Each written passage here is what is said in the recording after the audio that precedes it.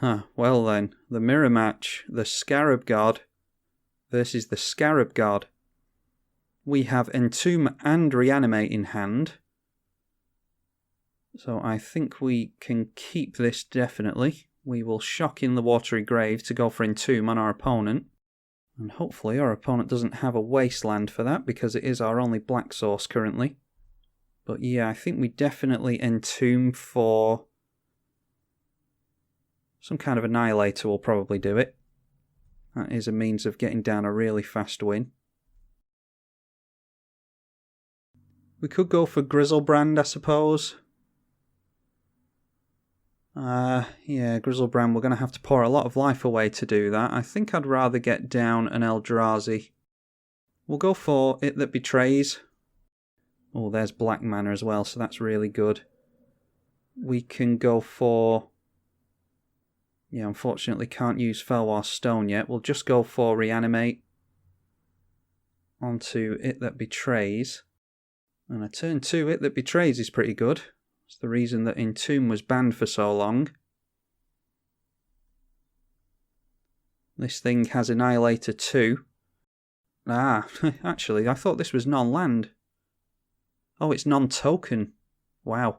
Okay, yeah, so because our opponent sacrificed a permanent there, they actually put the Terramorphic Expanse into play under our control. Yeah, I'll just read through this thing. The Annihilator 2 and its second ability go hand in hand with each other. Whenever an opponent sacrifices a non-token permanent, I thought it was non-land, put that card onto the battlefield under your control. We are, of course, forcing them to sacrifice permanents when we swing in with it.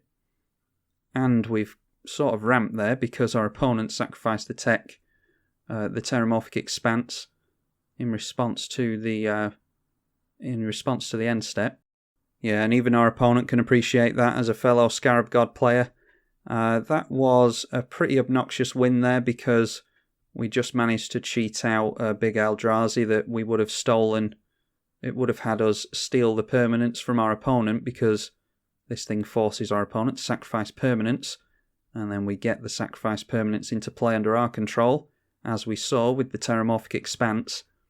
That was still a little bit of a risky play because if our opponent had some spot removal there, then we weren't necessarily out of the game, but we would have paid a hell of a lot of life for nothing, and tutored, and gotten rid of a couple of cards just for the sake of having our opponent destroy one of our creatures.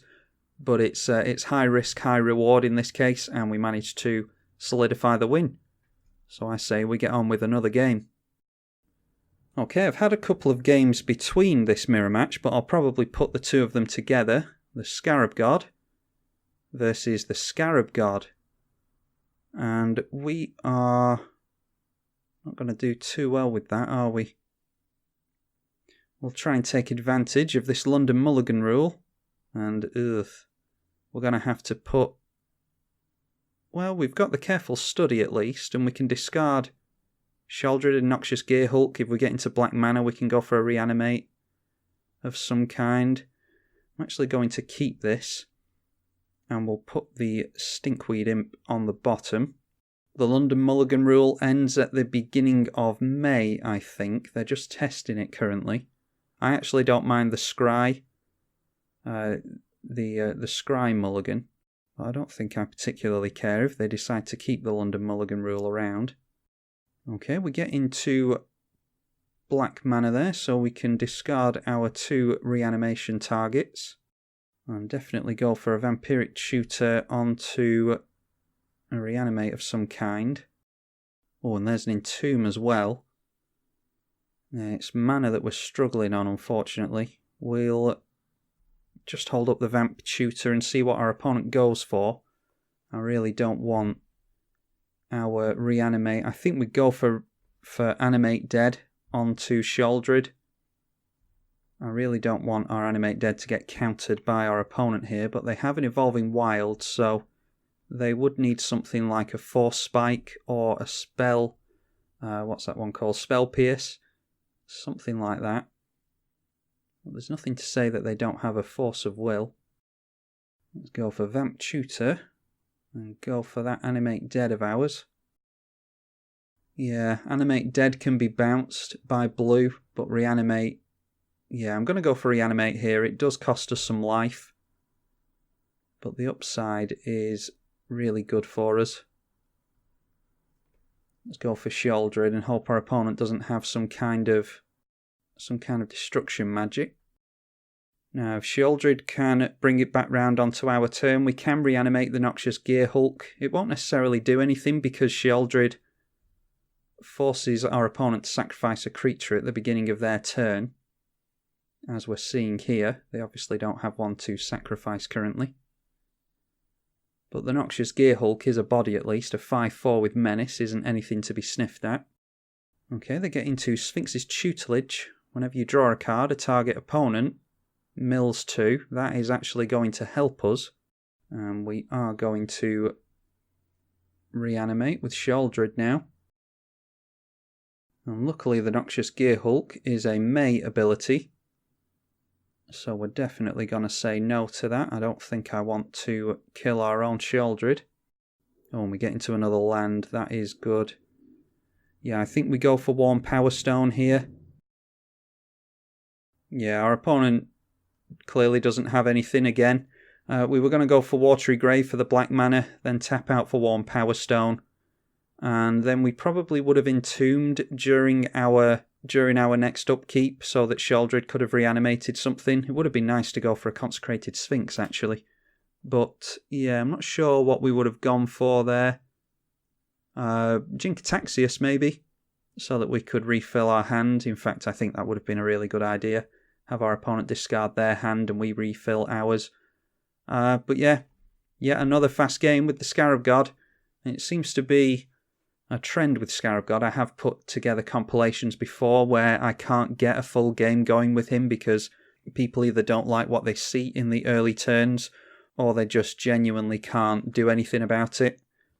Anyway, that is the Scarab God mirror match, round 2. See if we can get another game going. The Scarab God versus Karn Silver Golem. A careful study might help us there, and Noxious Gearhulk can kill another target creature, so it can kill artifact creatures. Yeah, we'll keep that. I think we're going to shock in the Watery Grave in order to get careful study on the go.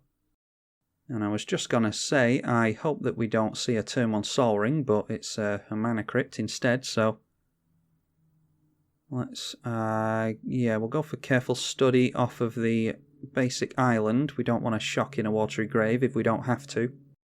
Okay, and we get into a couple of reanimation targets there in Noxious Gearhulk and Overseer of the Damned. And we have lands to play for the next 4 turns. Oh, and down comes Shimmermere. Yeah, actually, I'm not too keen on seeing that. Luckily, Overseer of the Damned can destroy something as well. I think I'll get this down as opposed to the Noxious Gearhulk because we can get some zombies going with this, which interacts well with our Scarab God commander. And our opponent's just on the ramp plan. Colourless decks are surprisingly good at ramping, even if they are relying on just artifacts. Whenever Karn Silver Golem blocks or becomes blocked, it gets -4/+4. And then for 1 mana, target non-creature artifact becomes an artifact creature. Power and toughness equal to the CMC. So let's go for Animate Dead. We'll grab ourselves an Overseer of the Damned. And that can blow up the Shimmermere. Do not want to see that in play. That allows our opponent to get down artifacts at instant speed.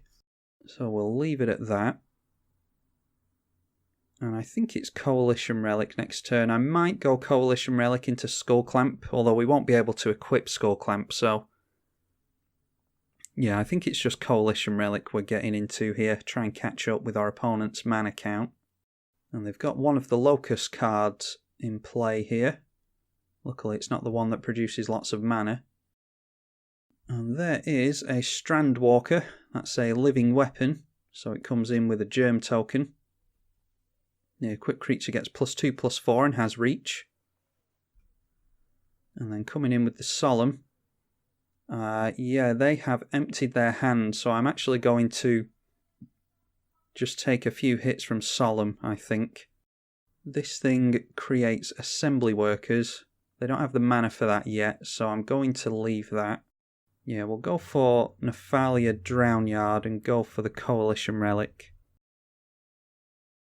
Do we want to go in with Overseer? Yeah, we can block some damage if we're worried about how much is coming through. We can block some of it with the zombie. So I think I just want to start piling damage onto my opponent if I can. But they're deciding to block, which is fine with me. Yeah, that's A-OK in my books. See if they get bolted here. They do. That's obviously good for us.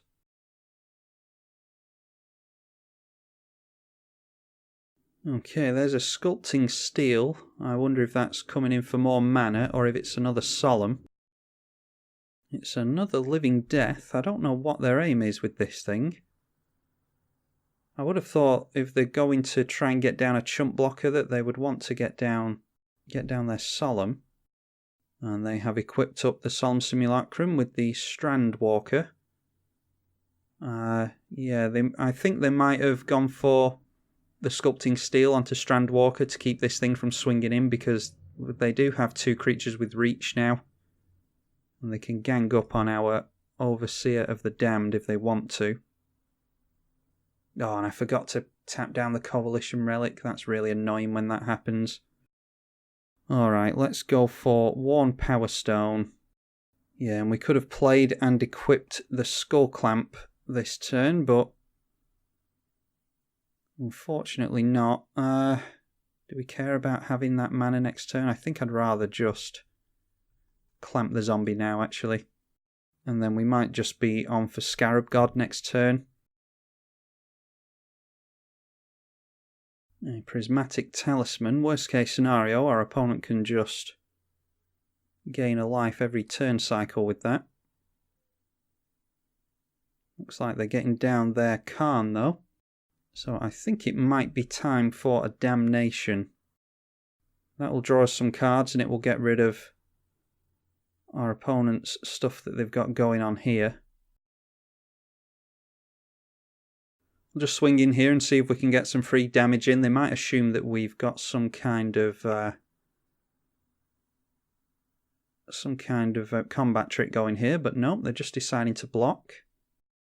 So Karn becomes huge, and it doesn't kill the zombie. So the only thing that dies is my Overseer of the Damned, but I was aiming to wipe the board anyway, so we're not too worried about that. Let's go Damnation and see what we draw into. Our opponent draws a card from the Solemn as well. Okay, Fetid Pools. Oh, we've got Victimize, which is good if we get into another creature. Yeah, our opponent has plenty of mana to get into for Karn. So I'm not going to worry about Wasteland just yet. I'm just going to cycle the Fetid Pools. There we go. Plague Crafter is pretty good. We can hopefully get rid of Karn with that. And this time I will put a stop on the end step, yield until the end step, and that will remind me to tap down the Coalition Relic this time. Yep, down comes Karn again. Now, in response to the Plague Crafter, they can animate one of their artifacts, but looks like they're going to do that now, actually. Yeah, so they're going to hit us for 10 here, but that does mean that Plague Crafter can get rid of Karn, because that effect only lasts until the end of the turn. Okay, going to go for Compulsive Research here on myself. And then we discard 2 cards or a land card. I think we will get rid of 2 cards because these are no good in our hand. Then we'll go for, yeah, I think Plague Crafter here. And we're just really fishing for some kind of creature to get out. so that we can make use of Victimize. Yeah, I'm going to shock down the Watery Grave here and get down the Lightning Greaves. Just in case I want to Wasteland, I think I actually do want to Wasteland, so let's go after... I don't think our opponent's going to assemble Tron anytime soon. So let's go after this. It can create tokens if our opponent gets into enough mana. Next turn, I imagine, is Scarab God if we don't draw into anything, and then we can Victimize, and the Scarab God will come back into our hand at the end step. We probably go for Void Winnower and Jingataxius. Depends if our opponent does anything. They just get into a Swiftfoot Boots, and I think they've played another Waste. Yeah. Well, they definitely got down the Swiftfoot Boots anyway. Let's charge up the Coalition Relic. Well, Living Death, that is a draw and a half. It gives our opponent a Shimmermere and a Solemn. Shimmermere is... yeah, that allows them to cast their commander at instant speed, doesn't it? I think I'm actually going to hold on to the Living Death. Yeah, let's go for our commander. And then we can put this into the graveyard instead of the command zone. Let's put the Skull Clamp on it. It is going to die. Typically, commanders, when they go back to the command zone, that doesn't count as dying and therefore doesn't trigger the Skull Clamp. But in this case, our commander is going to die. And then we will Victimize for a Jingataxius and a Void Winnower. And we have to sacrifice a creature in order to have Victimize stick. Yeah, our opponent doesn't really fancy the idea of that. We were going to draw into 7 cards. Well, 2 cards first from the Skull Clamp would have been those. And then 7 cards from Jingataxius. That's 4, 5, 6, and 7. Actually, not a whole lot going on there. That is a lot of mana. So our land drops were fixed for the rest of the game. Probably Consecrated Sphinx the next turn. And then no matter what our opponent does, we had the Living Death to fall back on. So yeah, pretty good game for us. Was looking sketchy towards the end there because they were starting to animate their big artifact spells. But as long as we can keep Karn out of play, then that is not a tactic that they can make use of. That was another game with the Scarab God. And we managed to win out against Karn, Silver Golem. Hope you all enjoyed it. I'm tribalkai on the EDH channel. Thank you for watching.